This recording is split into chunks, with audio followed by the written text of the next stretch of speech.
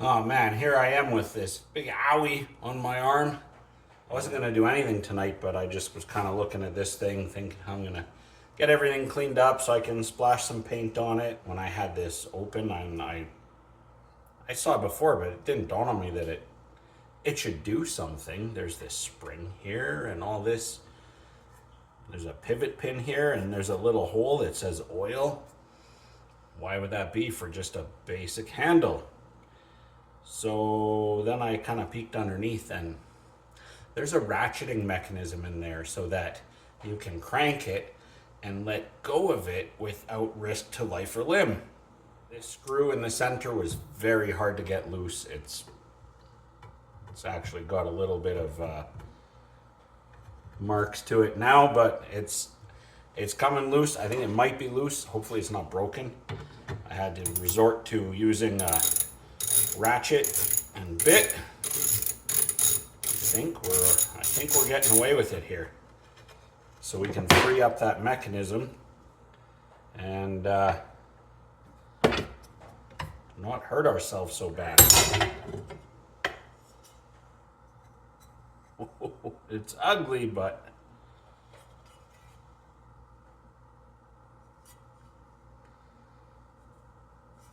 that is stiff. Yeah, there's teeth here, and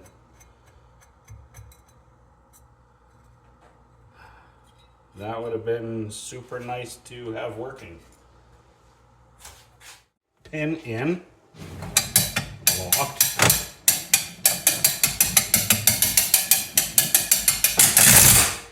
Ish.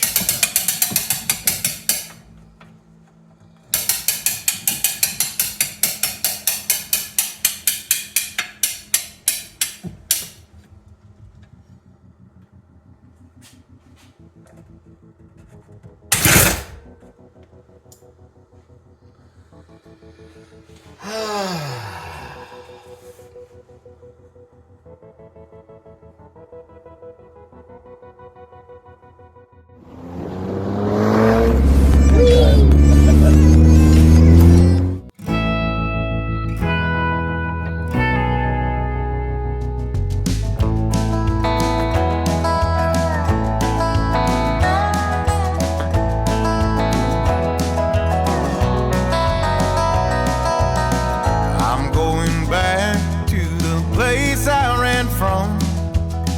Palm trees, broken roads, desert dust bowl sun, where the billman will call you almost every week. Which bills to pay today, what's left in the fridge to eat. Where stars frame the Furnace is about to come on, so I'll make this quick. 2x2s are on the bench, and the center plug is out. That can only mean one thing. It's vertical crank time. Let's get back on old Cranky.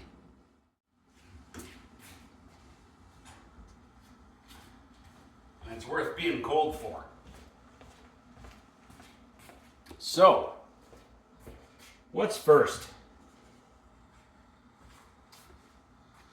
Some eBay purchases first. So, we have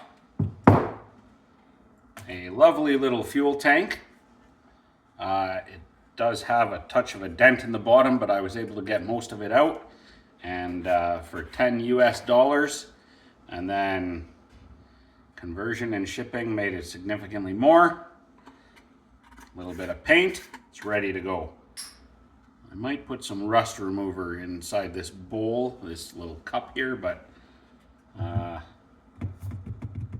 that'll be fine. It's not too bad. Also from eBay, a really nice carb. 296242. It so happened that I had a gasket in the stock of spares, so that will be ready to go. But we're not going to bolt that on just yet. And this is a bit of a funny thing because if you look, that carburetor mounts at a 45-degree angle to the engine, and then it is what supports the, oh, hello, I just noticed something. This side cover is loose and I never looked. Let's see what kind of state the diaphragm's in. the state of the diaphragm is missing. And also, if you recall from prior videos, there's a little cup-shaped ring that goes on top of this spring, and that protects the diaphragm from the spring itself. So, I'm glad I caught that. I do have diaphragms, but not that cup, unless I rob it from another carburetor, which I happen to have a bunch because I just picked up a whole lot of engines. So that's got to get done before we mount that. Also, while we mount that, fortunately from the same lot of engines, I have an air cleaner assembly. I haven't cleaned it up and painted it yet. I gotta clean the paint off the rubber sort of adapter that goes on top of the carb. But we also have, yes, in NOS packaging, love it. This is a 67298 tube. And this is the breather tube for the carb. And it's rather unique in having this angle cut on the end because the carb sits at an angle. But this isn't a 45 because where it attaches to the breather is also at an angle. So it's somewhat less, but it lines up with the carb. And then I think it maybe was a later addition, a modification. There was a kit, which I only know about because I found it in the parts manual. A carb bracket kit. This is a 298082. There are two different bracket kits. Depending which one you have, changes the bracket. And it comes with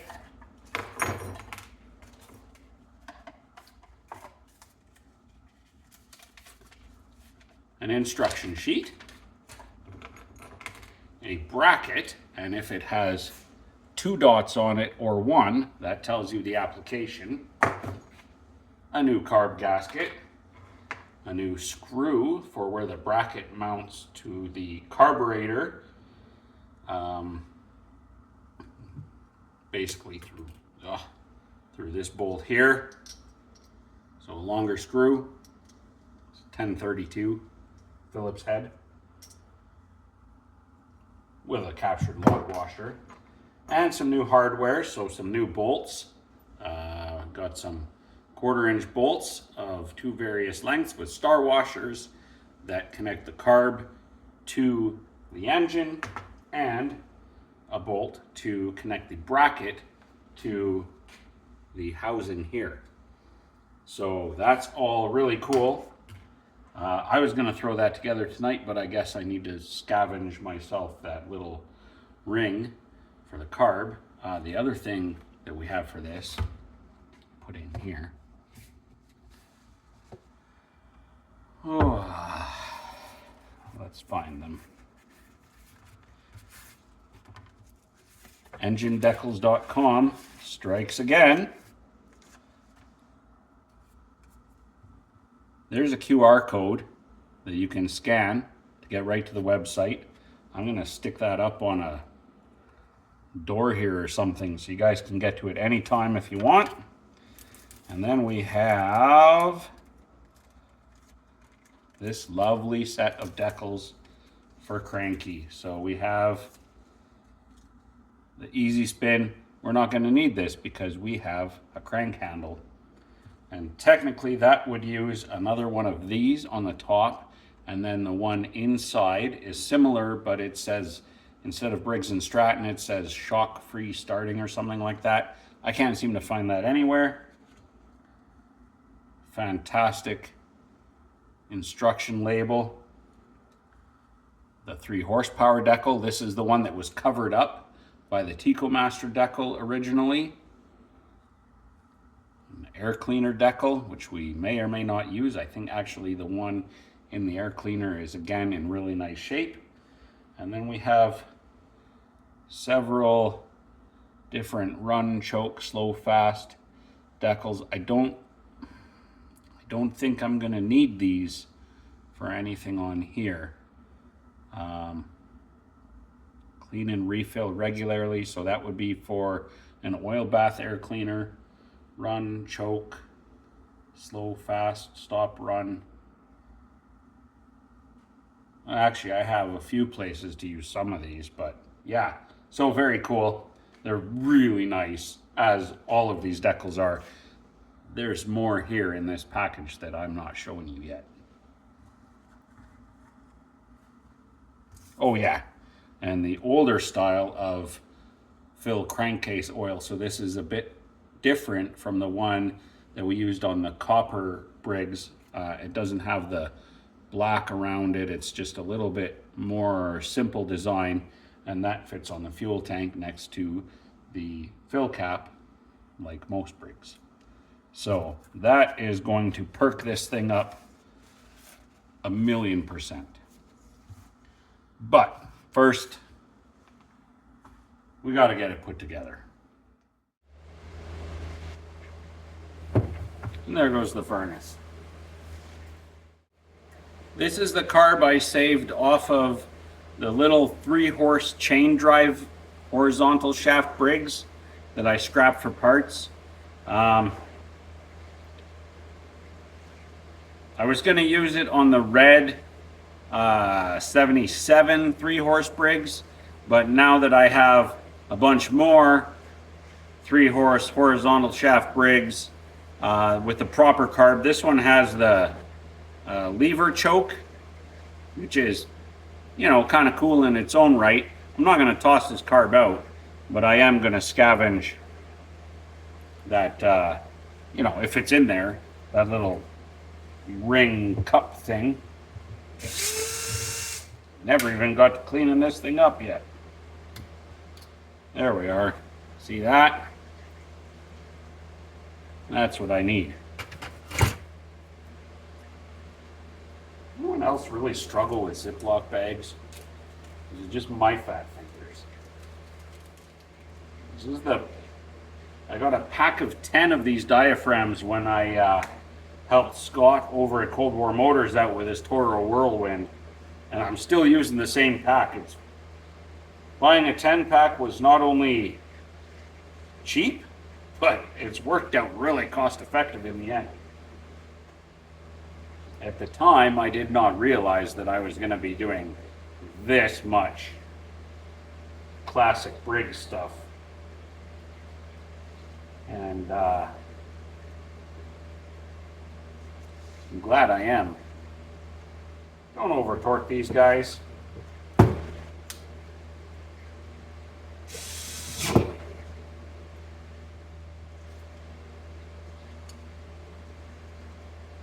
Good, good, good. Okay, good. Now to the business at hand of mounting this to the engine.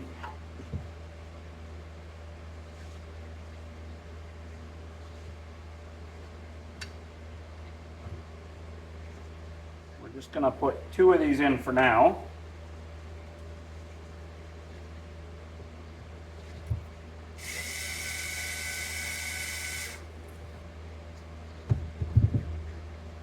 What I don't have is the rod that connects this linkage to the carb.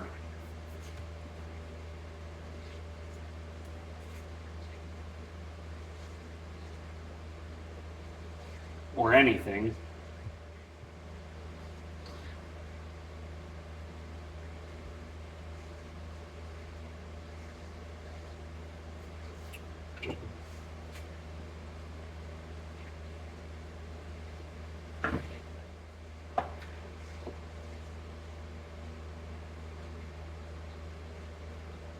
Attach the breather tube first.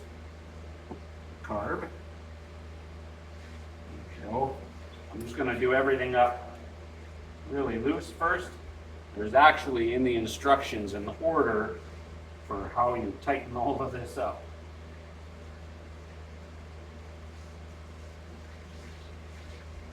Oh dear. Houston, we have a problem. Gasket's caught back there. There we go. Okay. That's better.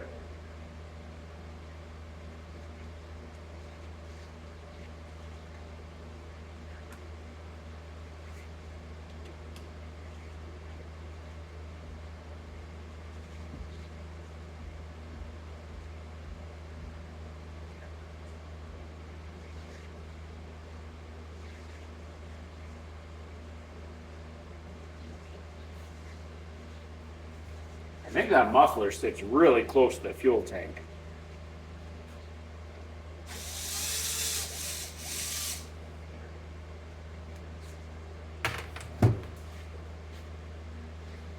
That went right under the bench, but we don't need it, so we'll get it later.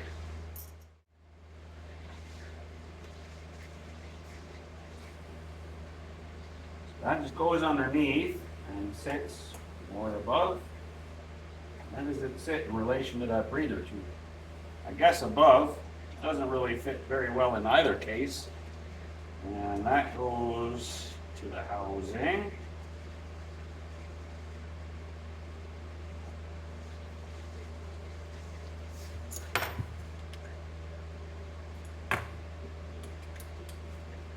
And the screw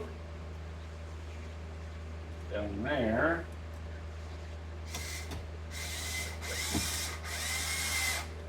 Tank, like so. Pretty fancy. Now,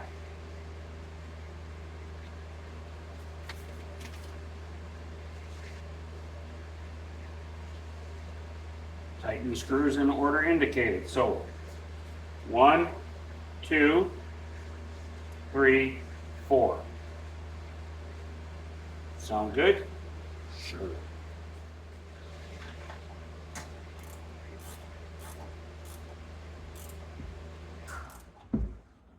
One,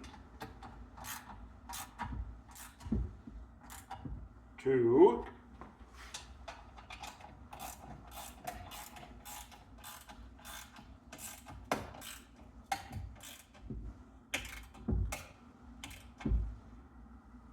3.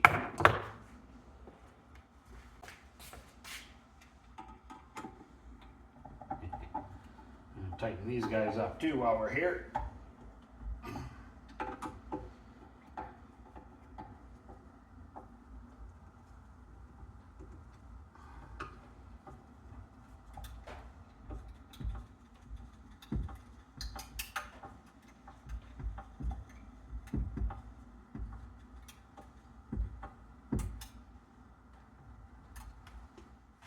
Now, I always wondered, why do Briggs air filter housings have this funny shape?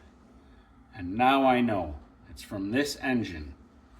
When this is installed on the carburetor, that curve lines up exactly with the blower housing. So that's how it's going to look when this is all cleaned up and painted. And there she is with her decals on. If I buy another one of these from engine-decals.com, it would go up here on the handle. And on the inside, there's actually a similar decal that instead of saying Briggs & Stratton, it says like shock-free starting. I can't seem to find that one. And then there's a decal that goes on here with an arrow for, I believe, that way for, you know, crank and then start. But I don't have those. And if I get them, great. I might not. There's our check oil decal and our 3 horsepower decal. So I guess at this point, there's not much for it but to see if it fires up. The air filter housing is still being painted. So we're gonna run it without an air filter, which means we might have to fine tune it after. And also, I'm running it with a manual throttle, ungoverned, just because I don't have the linkage. I'll probably order that shortly, the linkage for the actual governor.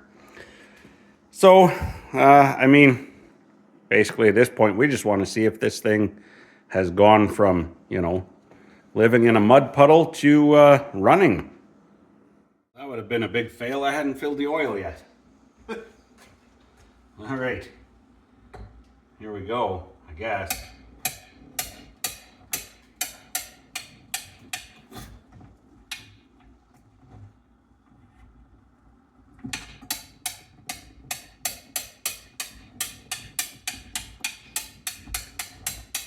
This will probably take a few tries in typical Briggs fashion. It's gonna take a bit to get gas into the little bowl inside the tank here, but we'll give it some throttle, some choke, and I'm nervous. All right, try it again.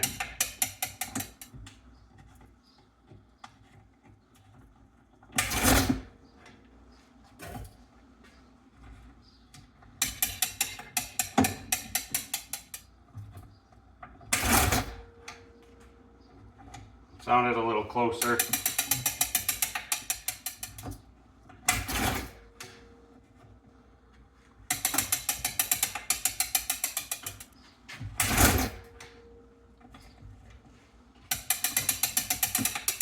Little Dr. Pepper maybe.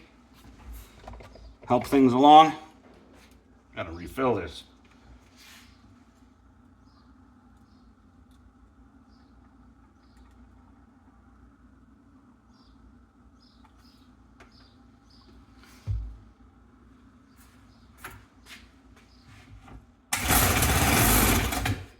Oh, I think so.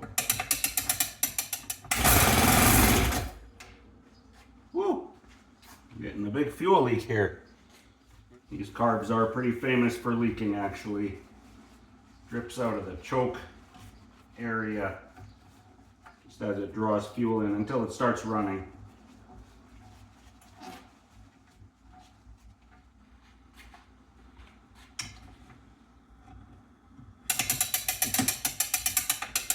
I think we're getting there.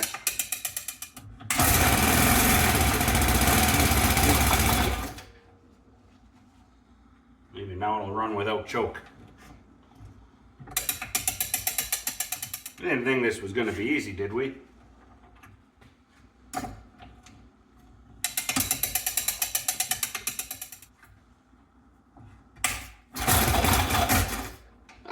That was a weird delayed reaction.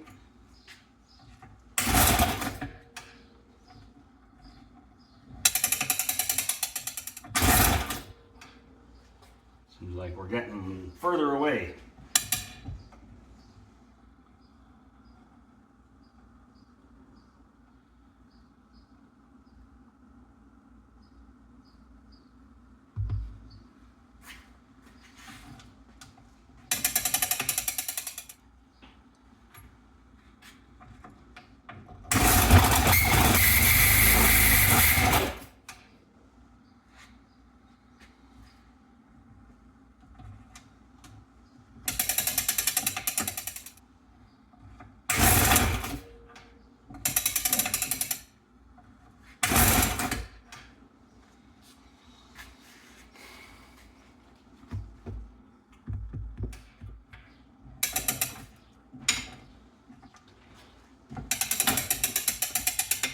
Maybe I should have checked this carb more thoroughly.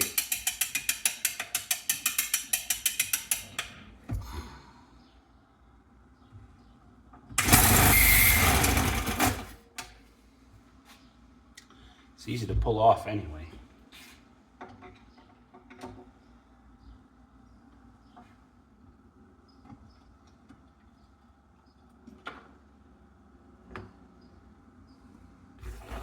Just didn't want to.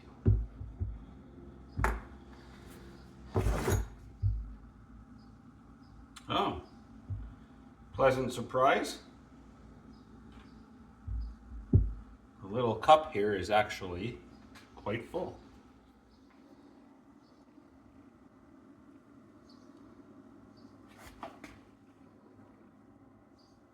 And that being the case, it basically means that our pickup isn't picking up.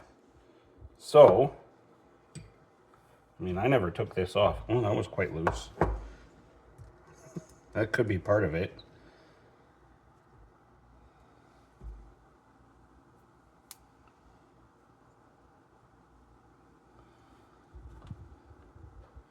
Need a little blade screwdriver.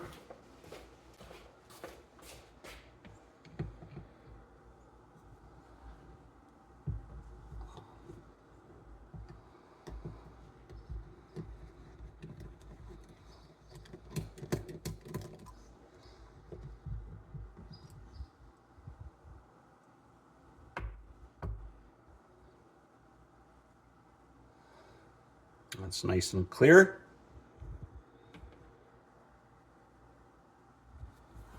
Actually, all looks pretty good. Get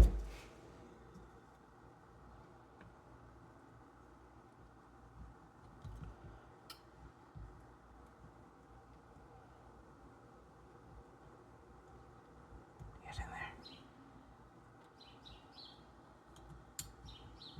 there. Yeah, those are going right through. Those two little ports inside there.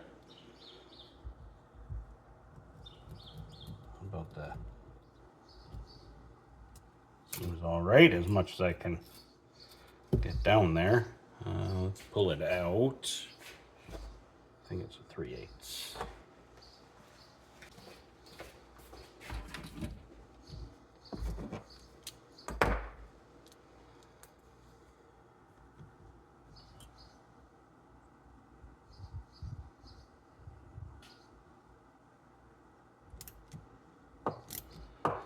Easy does it on that guy. Yeah, I can see right through it, nice and clear.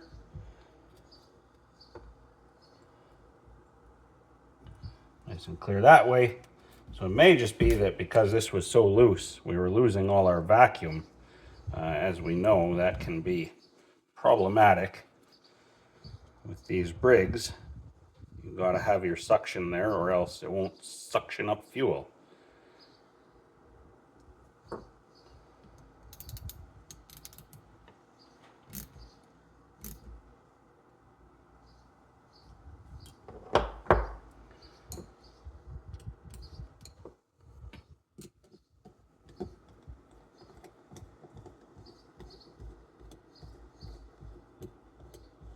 After all, it's easier to suck air into that port than it is to suck fuel in.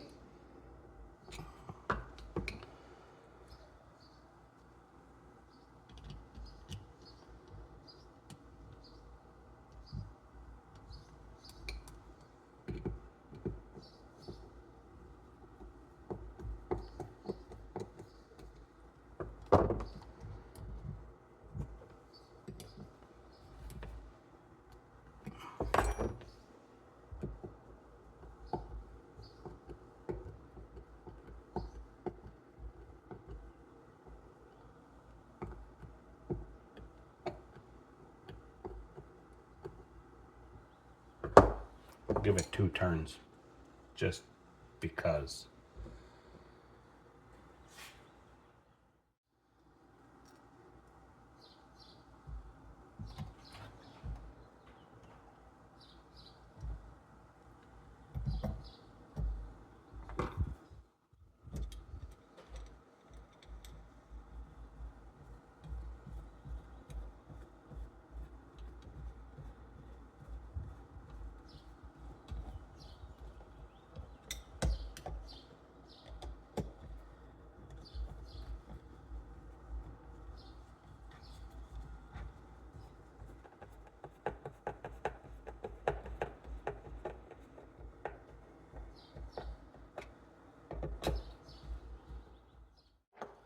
I forgot to move the camera so you could see what I was doing, like using the wrong socket, for example.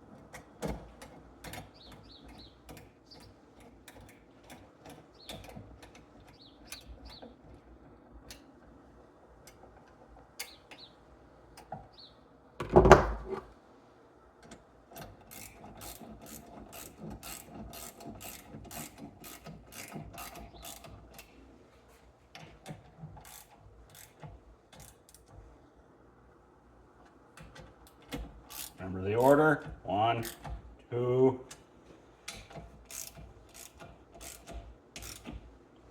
3, and then 4. We secure the carb to the fuel tank.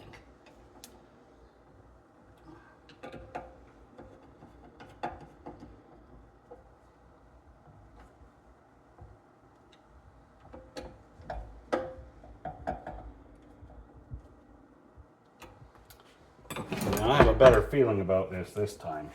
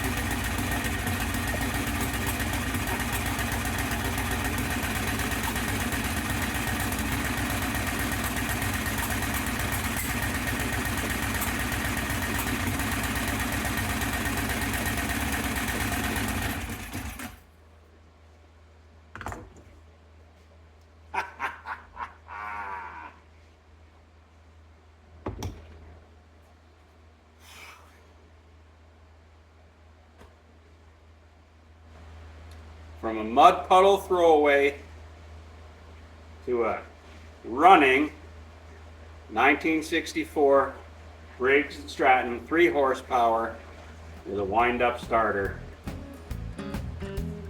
My arm's even starting to heal up pretty good.